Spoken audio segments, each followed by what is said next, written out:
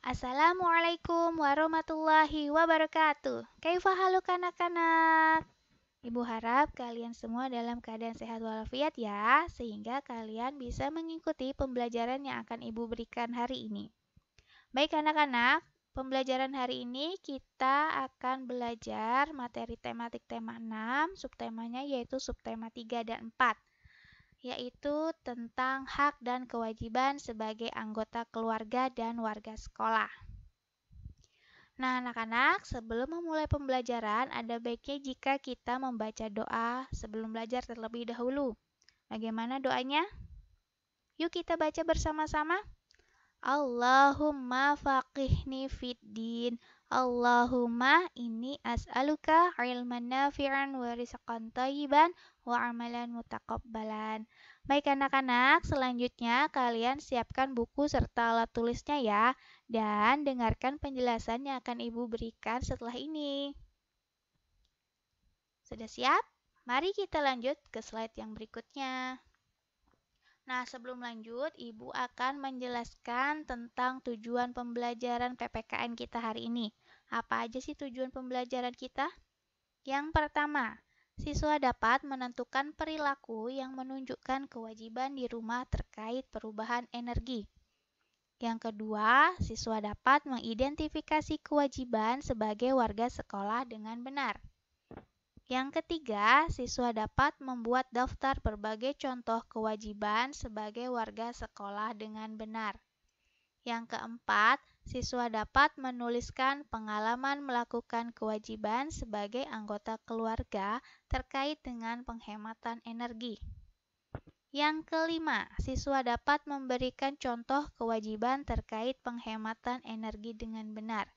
Kemudian yang keenam, siswa dapat menjelaskan informasi yang berkaitan dengan penghematan energi dengan benar. Nah, itulah tujuan pembelajaran PPKN kita hari ini. Lanjut ke slide yang berikutnya. Nah, di sini Ibu akan menjelaskan tentang kewajiban terhadap pemanfaatan sumber energi. Apa saja sih kewajiban kalian untuk memanfaatkan sumber energi? Yang pertama, menggunakan energi secara bijaksana, gunakan seperlunya saja. Jadi kalian tidak perlu menggunakan energi baik itu energi surya, energi air, energi angin dengan boros. Karena apa? Karena jika kalian menggunakannya terlalu boros, energi tersebut tidak akan bisa bertahan lama. Kemudian yang kedua, memanfaatkan teknologi dan peralatan yang ramah lingkungan. Nah, di sini teknologi pada zaman sekarang ini sudah sangat berkembang dengan pesat. Jadi, kalian harus bisa memanfaatkan teknologi tersebut untuk keperluan pembelajaran misalnya, atau untuk keperluan rumah tangga, dan lain sebagainya.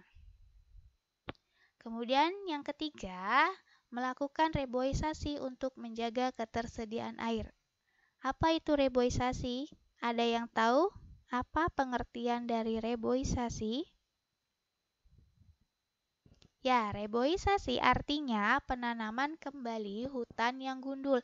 Jadi jika ada hutan maupun jika ada halaman atau taman di rumah kalian yang belum memiliki pohon maupun tanaman yang lainnya, kalian harus melakukan reboisasi, yaitu menanami kembali hutan atau tanaman yang gundul dengan cara kalian menanami halaman rumah kalian misalnya dengan berbagai macam pohon buah-buahan maupun dengan pohon bunga.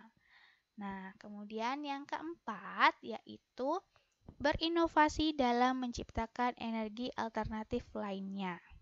Nah, kalian bisa menciptakan suatu ide untuk menciptakan energi alternatif lainnya dari energi yang sudah ada. Nah, kemudian kita lanjut ke slide yang berikutnya ya. Nah, setelah kalian melaksanakan kewajiban terhadap pemanfaatan sumber energi, kalian berhak mendapatkan hak kalian terhadap pemanfaatan sumber energi. Apa saja hak yang harus kalian dapatkan jika sudah melaksanakan kewajiban terhadap pemanfaatan sumber energi? Nah, simak baik-baik ya penjelasan Ibu. Yang pertama, mendapatkan kebebasan dalam menggunakan energi. Jadi kalian berhak menggunakan energi, baik itu energi panas, energi air, energi angin, itu sebebas-bebasnya. Tetapi ingat, jangan menggunakan energi tersebut dengan boros. Kemudian yang kedua, terpenuhinya kebutuhan terhadap berbagai jenis energi. Kita di zaman sekarang ini hidup dengan teknologi yang sudah modern. Tentunya hal itu tidak luput daripada yang namanya energi. Nah, bayangkan jika zaman sekarang tidak ada listrik, apa yang akan terjadi? Dapatkah kalian belajar seperti sekarang? Menggunakan HP, menggunakan laptop, kemudian rumah kalian memiliki lampu, kemudian kalian juga ada AC di rumah. Itu peralatan elektronik tersebut menggunakan energi listrik. Bagaimana jika tidak ada energi listrik? Apa yang akan terjadi? Dapatkah kalian membayangkannya? Nah, kita lanjut yang ketiga ya. Sekarang mendapat kemudahan dalam melakukan inovasi energi alternatif. Jadi yang nyambung poin keempat tentang kewajiban terhadap pemanfaatan sumber energi, yaitu sekarang kalian mendapatkan kemudahan dalam melakukan inovasi energi alternatif. Kemudian yang keempat, yaitu terhindar dari kelangkaan energi. Nah, jika kalian sudah melakukan penghematan terhadap sumber energi, maka kalian akan terhindar dari kelangkaan sumber energi. Oke, selanjutnya di slide ini Ibu akan menjelaskan tentang menghemat penggunaan energi. Menghemat penggunaan energi ini merupakan sikap yang sesuai dengan pengamalan Pancasila Sila kelima. Berhemat dalam menggunakan air itu termasuk sunnah di dalam agama Islam. Nah, dalam rangka menjaga sumber daya alam, berhemat menggunakan air misalnya. Nah, berhemat menggunakan air di rumah, di sekolah, di kampus atau dimanapun berada, serta di masjid-masjid. Dan bagi yang memiliki ilmu atau skill tertentu, sunnah Nabi ini mengundang mereka untuk berinovasi menciptakan alat atau cara berhemat dalam memanfaatkan air. Pernahkah kalian melihat kincir air? Nah, itu adalah salah satu inovasi yang sudah diciptakan manusia untuk memanfaatkan sumber tenaga air. Nah, lanjut ke slide yang berikutnya ya. Nah, perhatikan gambar di bawah ini. Menurut kalian, apa yang dilakukan oleh anak laki-laki pada gambar di slide ini? Sudahkah dia melaksanakan kewajiban terhadap pemanfaatan sumber energi? Jawabannya, anak laki-laki tersebut belum melaksanakan kewajibannya terhadap pemanfaatan sumber energi. Kenapa? Kalian coba perhatikan. Dia menyalakan lampu dua-duanya padahal saat itu hari sudah terang. Kemudian TV masih menyala ketika anak tersebut sudah tidur. Radio juga sama, radio masih menyala ketika anak tersebut sudah tertidur. Dan yang paling penting itu adalah keran airnya tidak ditutup. Nah, apa jadinya jika keran airnya tidak ditutup? Maka airnya akan tumpah membasahi lantai di dalam ruangan tersebut, yang mengakibatkan air tersebut menjadi terbuang sia-sia. Nah, sampai di sini sudah paham? Nah, jika sudah paham, kita lanjut ke slide yang berikutnya. Nah, pada gambar di slide ini terdapat anak laki-laki sedang berjalan kaki menuju ke sekolah dan anak laki-laki yang mengendarai sepedanya. Menurut kalian, dari gambar ini apa yang dapat kalian ambil hikmahnya? Ya, dengan berjalan kaki maupun naik sepeda ketika berjalan ke sekolah maupun ke warung maupun ke manapun berada tempat yang dengan jarak yang dekat, maka kalian sudah menghemat sumber energi bahan bakar. Ya. Nah, jika jarak dari rumah ke sekolah tidak terlalu jauh, maka kalian pergi ke sekolah itu dapat dilakukan dengan cara berjalan kaki atau naik sepeda.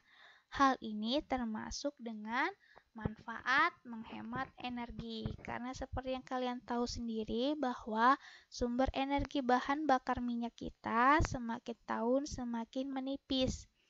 Jadi, orang-orang sudah banyak yang menciptakan mobil listrik maupun sepeda motor listrik untuk menggantikan mobil atau sepeda motor yang menggunakan bahan bakar minyak. Kenapa? Minyak itu diambil dari dalam dasar bumi yang paling jauh dan itu menggunakan fosil yang sudah terkubur jutaan bahkan ratusan tahun yang lalu dan itu termasuk sumber daya alam yang tidak dapat diperbaharui. Makanya kita tidak boleh boros menggunakan sumber daya minyak karena jika sumber daya minyaknya habis, maka kendaraan yang memiliki bahan bakar minyak tidak akan bisa berjalan seperti mobil. Dia tidak akan bisa digunakan lagi untuk pergi atau mengantarkan kalian ke sekolah. Begitu juga dengan sepeda motor. Nah, makanya ketika jarak dari rumah ke sekolah kalian tidak terlalu jauh, ada baiknya jika kalian berjalan kaki atau naik sepeda saja. Nah, bagaimana anak-anak? Sampai sini sudah paham? Nah, baik untuk tugas hari ini, kalian simak ya. Untuk pembelajaran subtema 3, kalian mengerjakan latihan soal halaman 134 sampai 135. Dan untuk subtema 4-nya, kalian mengerjakan latihan soal halaman 184. Jangan lupa dikumpulkan ke wali kelas masing-masing ya. Nah, di sini Ibu ada beberapa catatan untuk kalian. Yang pertama, biasakan mengerjakan tugas sekolah terlebih dahulu. Ya, jangan bermain ataupun kalian melakukan hal-hal yang lain terlebih dahulu sebelum tugas sekolah kalian selesai. Setelah itu, atur waktu kalian untuk belajar, istirahat, dan bermain. Jangan sampai seharian kalian hanya bermain saja, tidak ada waktu untuk belajar maupun istirahat. Nah, istirahat di sini bisa kalian manfaatkan untuk makan siang, untuk sholat, bahkan untuk tidur siang. Nah, yang terakhir, catatan dari Ibu adalah manfaatkan waktu luangmu untuk melakukan kegiatan yang bermanfaat, seperti membantu Ibu ataupun membuat inovasi atau karya kalian sendiri. Nah, bagaimana? Sudah cukup jelas? Baik anak-anak, untuk pembelajaran hari ini Ibu cukupkan sampai di sini dulu ya. Kurang dan lebihnya Ibu mohon maaf. Wassalamualaikum warahmatullahi wabarakatuh.